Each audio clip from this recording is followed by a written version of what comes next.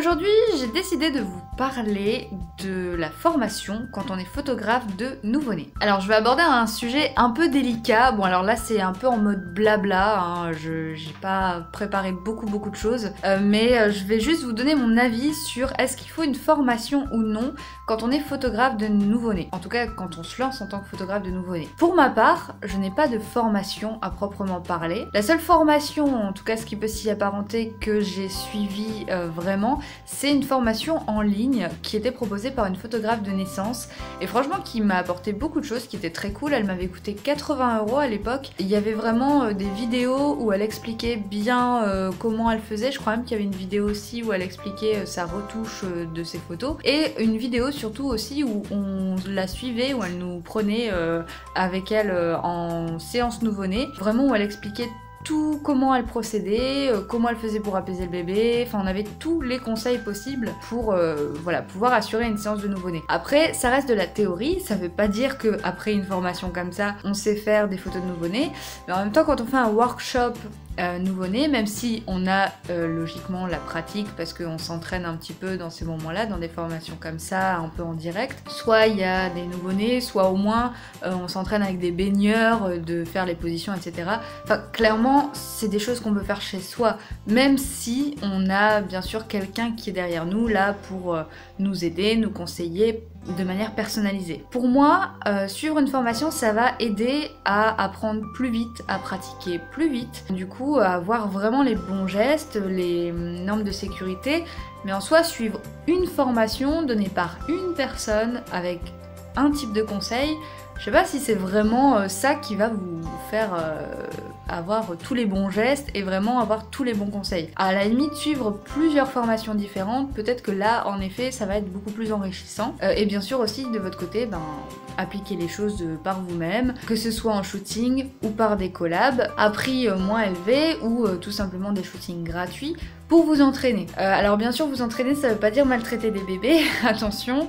Dans tous les cas, il faut toujours être prudent. Les premiers shootings que vous allez faire, dans tous les cas, que vous ayez suivi une formation ou pas, vous allez forcément à un moment donné avoir un premier vrai shooting. Vous allez être moins à l'aise que après quand vous aurez plus d'expérience, ce qui me paraît assez logique. Personnellement, les premiers shootings que j'ai fait, je faisais déjà des choses beaucoup plus classiques. Je positionnais le bébé sur le dos, sur le côté des fois j'essayais mais pas trop, ça dépendait vraiment si le bébé était coopératif, si tout se passait bien, etc. Et c'était des poses très classiques dans les bras des parents, etc.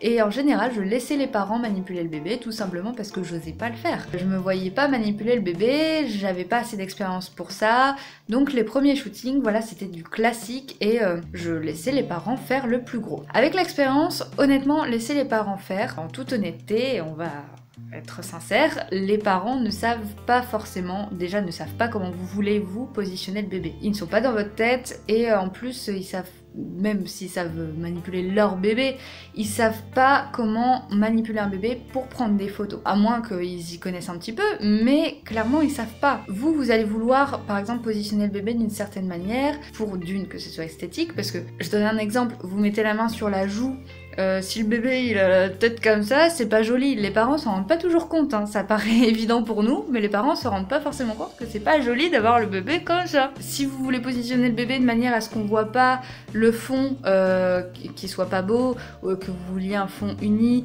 et qui soit plutôt esthétique, que vous n'ayez pas derrière à retoucher le fond pendant 1 heure, ça aussi ils peuvent pas le deviner. Nous on sait aussi quelle retouche on va faire derrière avec les photos. Donc on a beaucoup plus la notion de comment positionner le bébé tout simplement, ou le positionner, et quelle composition faire, etc. Enfin bref, c'est nous qui sommes derrière l'objectif, donc c'est beaucoup plus simple que nous puissions faire la manipulation du bébé. Après, comme je vous dis, les premiers shootings, forcément, vaut mieux laisser les parents faire, voir aussi comment ils font, apprendre d'eux, et petit à petit essayer, apprendre le bébé, tout doucement, tenter une pose. Si vous n'y arrivez pas, tant pis, laissez tomber, choisissez une pose plus simple. Et puis voilà, petit à petit, vous allez expérimenter. Dans tous les cas, il faut expérimenter.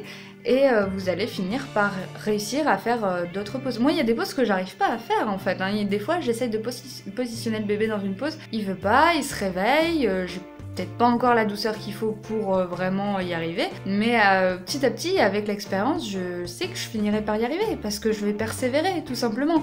Toujours sans forcer, sans traumatiser le bébé, s'il vous plaît. Faites vraiment attention à ne pas forcer le bébé, à surtout pas avoir de gestes brusques. Ne pas prendre de risques, surtout ne pas positionner le bébé dans une pose où il va pas être sécure, où il risque de tomber, de se faire mal. Surtout faites vraiment gaffe à ça, c'est le principal.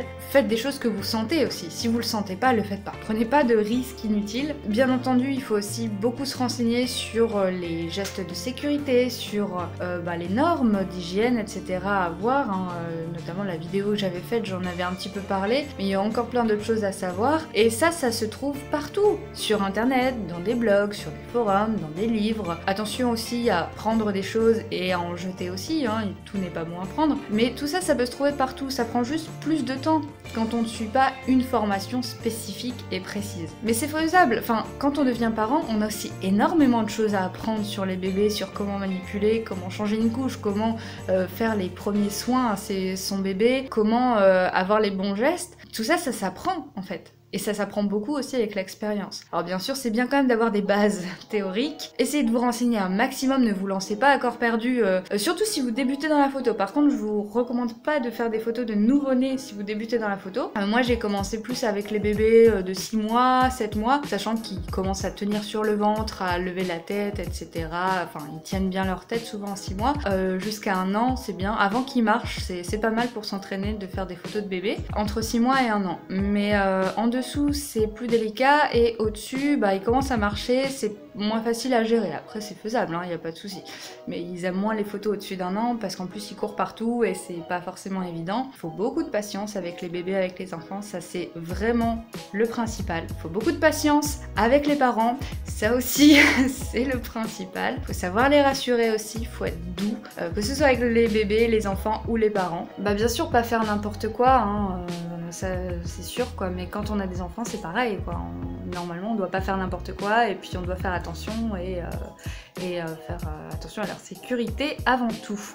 C'est bien de s'y connaître un peu quand même avant de commencer, mais ça j'ai envie de dire c'est dans le quotidien. Si vous avez la fibre avec les enfants et que dans votre quotidien vous connaissez déjà les enfants et qu'est-ce qu'ils aiment bien et que ça matche bien, ça ira au niveau des shootings. Et avec les bébés c'est pareil, si vous avez l'habitude de manipuler des bébés, de voir des bébés, et dans un shooting ça ira plus facilement quoi. Tout ça pour dire que j'estime que avoir une formation c'est pas obligatoire, en tout cas légalement vous avez le droit de faire des shootings nouveau-nés, des shootings bébés sans avoir de formation spécifique ou de diplôme. En fait je suis un peu entre les deux quoi, c'est pas nécessaire. Pour autant il faut, si vous ne voulez pas suivre de formation, il faut vraiment être rigoureux, sérieux dans votre apprentissage et vraiment être sérieux quoi. C'est pas quelque chose à prendre à la légère, faut pas vous lancer comme ça sans connaître rien du tout. Faut vraiment vous renseigner. Il y a des livres aussi qui existent pour apprendre à avoir les bons gestes avec des bébés, etc. Renseignez-vous, formez-vous et vraiment faites-le bien. Par contre voilà, c'est pas obligatoire, je suis pas de ceux qui disent que c'est obligatoire d'avoir une formation,